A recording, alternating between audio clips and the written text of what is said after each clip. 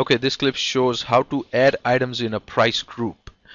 To add items in a price group, you can go and do it several different ways. You're going to focus on two different ways.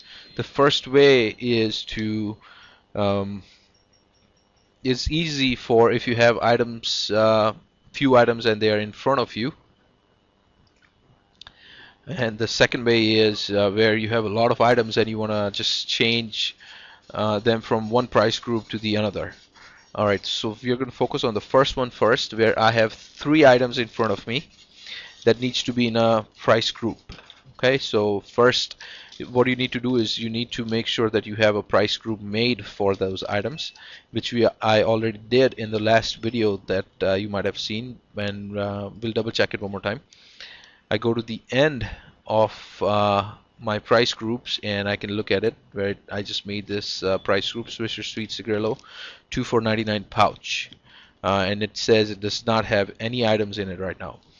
One way to add items in that price group is to go to the items tab. You can search for the item here, but if you have the items in front of you, then you could always use the UPC. Remember, searching for the items is very time consuming, because once you get those items, you have to figure out still what items belong, what items are the right items that you have in front of you, because sometimes many items have similar names. So to do that, I'll just go to add new item. It will open up another window and I'll just click on the UPC and I would enter the items that I have in my hand. So I have three different flavors of cigarillos in my hand. The regular, what is this? The regular sweet, grape, and a blueberry. So we're going to start with the regular sweet. I'm going to enter the UPC in here, 025900227265. And it says this item is not in our price group, not in our price book, excuse me. So it's pulling it out of the global items and into our price book. So I'm actually doing two things here at the same time. I'm adding a new item to our price book and I'm adding an item to that price group. Now, while I'm adding this new item, I can also add a promo group to it. But since these cigars does not have a promo group, so we don't have to worry about it.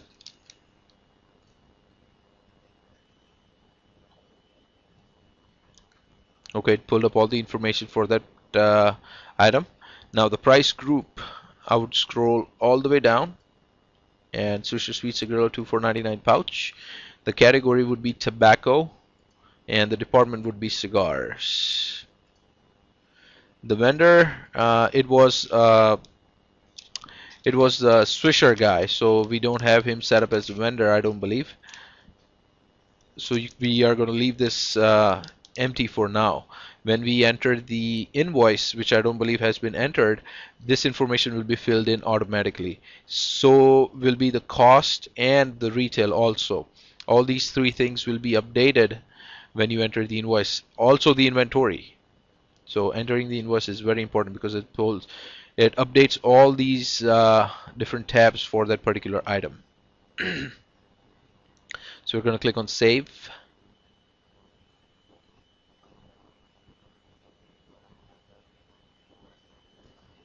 And this item is in our price book now. Okay, now to see if the price group that we had made has an item in it or not, we'll go again to the price groups tab, and I went all the way to the last page of our price groups, and here's our price group that we made, and it has one item in it now. Okay, so I'm going to go to the other window where we are going to add two more items, and you can I'm going to keep this video going on for one more item so that if you have any questions they can be cleared up. Again, I clicked on add new item and I'm going to enter the UPC 025900227296, and it's saying that this item is again in not our price book, but it will be pulled out of the global items. So it should bring up all the information for that particular item, and The price group is that, the category is tobacco, CR department is cigar. Now, one other thing, if you've noticed over here, is that the item description, you cannot change it because it's set up by the manufacturers who make the item. But the receipt description you can change. So, you can say Swisher Sweet Blue 99 pouch. Well, it only has that much space. So Swisher Sweet Blue 99. So that's what will show up on your receipt. It's much more clear than what the item description is, if you see. Alright, so we don't have to worry about the purchase and cost, the vendor information, the cost, and the retail, and the inventory for this item, because it's going to be updated when we enter the invoice for this particular vendor. Okay, and then we're going to click on save and close. That's it. So we've got two items in our price group now. So this is how you add items. This is one way. The other way was, I said, was to search for the item, Swisher,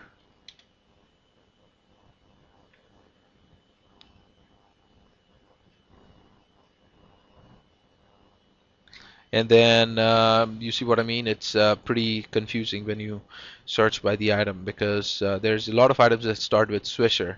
So now you have to figure out what item it is by looking at the UPC. You see these columns here, the fields. It shows only certain fields. You could change the layout of this page according to the way you wanna see the particular detail of an item by going to fields to show, and you have all these different these fields that can be shown for a particular item. So the one field that we want to see is the UPC A and the UPC E. You can also see all these other. CR description is what shows on the receipt, the size of an item if the item is inactive, category number, who's the manufacturer, what price group it is in, what promo group it is in, what kind of cash register department it is in, if there are any parents or childs associated with the item. So we're going to save the settings with just the UPCs for now. And we are going to refresh this page by going to find and go over here and hit enter. So you see now it's showing more. So now I have the items in front of me. I can find the item in here. The item that I have is the Swisher Cigarillo 2499 pouch, which is not in the price book, so it's not going to be here. But I just wanted you to see how you could look up items by the UPC also. And then you could just select particular items that you want to change the price group. Let's look at let's ask it to show us the price group and the promo group also. Save settings, find, enter.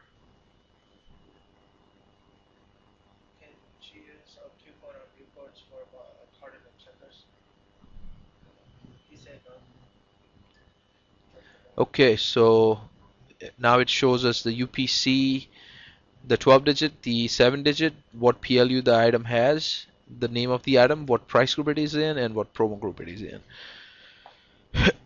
So now if I wanted to change these items over here and put them into a certain price group, then I would just select those items. I would go to replace. Then the field that I want to replace is the price group field. So I would select the price group field and I would go to equals. Right now it does not have any price group associated with the item, so I'm just going to keep it blank. And then let's say if I wanted to put it in this price group right here, the one that we just created, I would select that price group and then I would just say replace. Can I take credit card with this? So what it will do is, you see it associated that price group to all those items that I had selected. So now just to undo it and also to give you a idea, what we are going to do is do the same thing, but we are going to remove the price group from these items. So now you have to change this field to this price group. So what it does is it says these particular items have this price group, and we want to change it to null, which would be this right here, and I will just hit replace.